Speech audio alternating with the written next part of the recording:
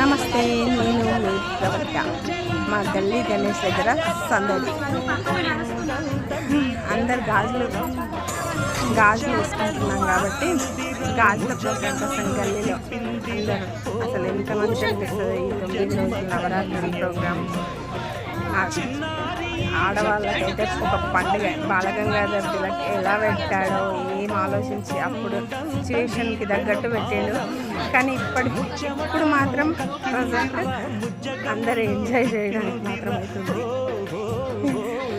మా గల్లీ గణేష్ మండలి దగ్గర ఆడవాళ్ళ హడావిడి. Like, share, subscribe. ఎందరికి లభించురా ఎలుకనెక్కే ఏనుగు కథ చిత్రం కదా.